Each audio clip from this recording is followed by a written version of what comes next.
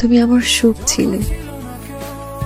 ছোট পর্দার আলোচিত অভিনেত্রী কেয়া পায়েল সম্প্রতি এক পুরস্কার বিতরণী অনুষ্ঠানে নিজের অভিনয় জীবন, ভাইরাল সংস্কৃতি এবং ব্যক্তিগত সম্পর্ক নিয়ে খোলামেলা মন্তব্য করেছেন। এটা আমাদেরই গল্প নাটকে অভিনয়ের জন্য সেরা অভিনেত্রীর পুরস্কার জিতে পুরো টিমের প্রতি কৃতজ্ঞতা জানান তিনি।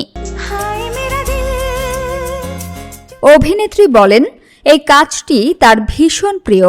সাধারণ জীবনের গল্প হওয়ায় দর্শক নাটকটির সঙ্গে নিজেদের বাস্তবতা খুঁজে পেয়েছেন বলেও মনে করেন তিনি।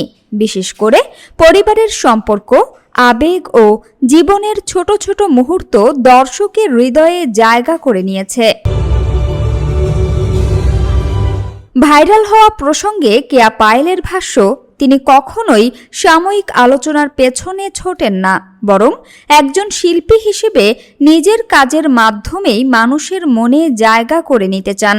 তার মতে, জনপ্রিয়তার চেয়ে সম্মান অর্জনই বেশি গুরুত্বপূর্ণ। নিজের অভিনয় ভাঙার চ্যালেঞ্জ নিয়েও কথা বলেন এই অভিনেত্রী। সম্প্রতি ভিন্নধর্মী কিছু চরিত্রে অভিনয় করে প্রশংসা পেয়েছেন বলে জানান তিনি। বিশেষ করে এটা আমাদেরই গল্প নাটকের একটি আবেগঘন মৃত্যু দৃশ্যের অভিজ্ঞতা তাকে গভীরভাবে নাড়া দিয়েছে।